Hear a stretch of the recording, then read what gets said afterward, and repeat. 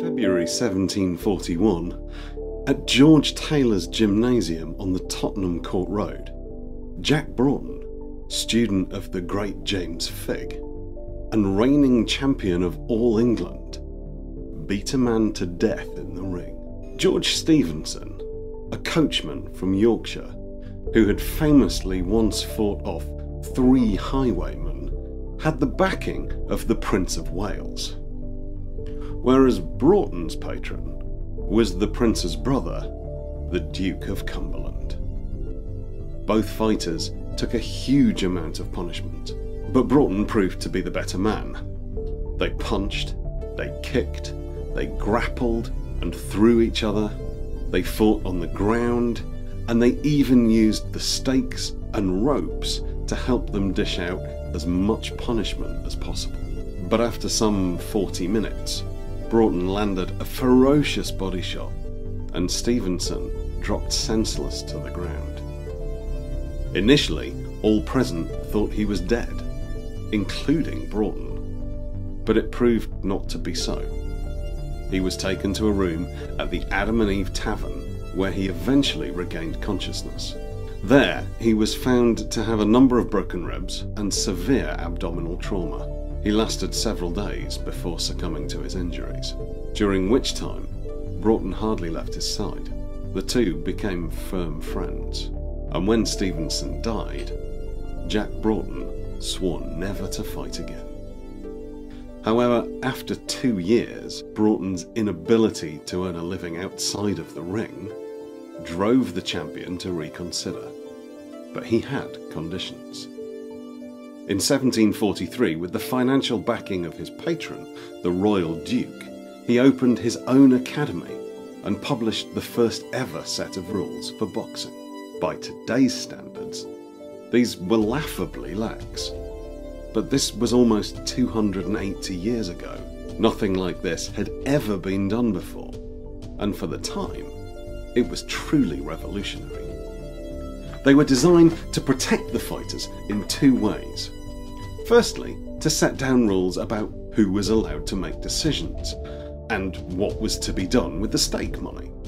This would prevent greedy backers from manipulating things to their own favour. Secondly, to protect the fighters from themselves and each other. They ruled out ground fighting, and they ruled out taking hold below the waist to prevent the most damaging of wrestling throws. It had only been 16 years earlier when Figg had fought Sutton for the championship, with cudgels, with swords and with fists. They'd stopped for port in between rounds, and at one point Figg had been bodily thrown off the stage into the audience, who then threw him back onto the stage. The idea of controlling the fight, to the degree Broughton was suggesting, was considered absurd by many. But Broughton was the champion, and he still had the backing of some of the most powerful and influential men in the country, and so the rules were adopted. The world of combat changed beyond recognition, and a new sport was born. These rules formed the basis for all the variations that followed. Over time, more were added, and the London prize ring rules were born. It wasn't until 1867 when John Graham Chambers created the new and improved rules he named for the Marquis of Queensberry that Broughton's rules were abandoned. For 124 years, people fought according to the rules Jack Broughton created out of remorse for the death he caused to a man he called his friend.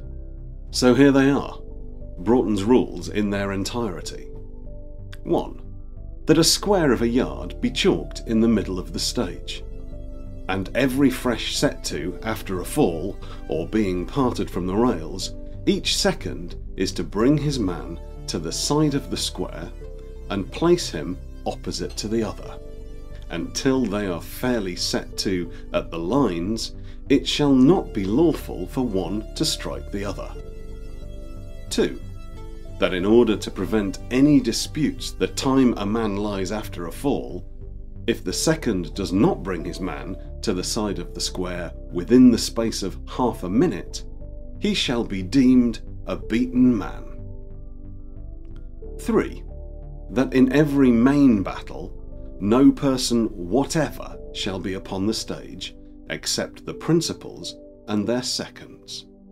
The same rule to be observed in the by-battles, except that in the latter, Mr. Broughton is allowed to be upon the stage to keep decorum and to assist gentlemen in getting to their places, provided always he does not interfere in the battle, and whoever pretends to infringe these rules to be turned immediately out of the house. Everybody is to quit the stage as soon as the champions are stripped before the set to. 4.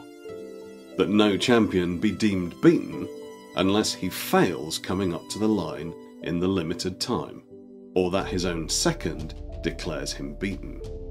No second is to be allowed to ask his man's adversary any questions or advise him to give out. 5. That in the by-battles, the winning man to have 2/3 of the money given, which shall be publicly divided upon the stage, notwithstanding any private agreement to the contrary. 6.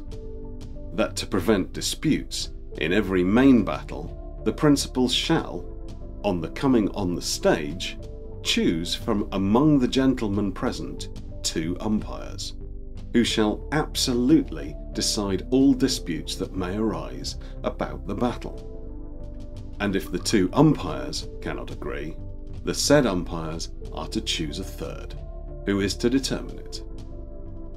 7. That no person is to hit his adversary when he is down, or seize him by the ham, the breeches, or any part below the waist. A man on his knees to be reckoned down.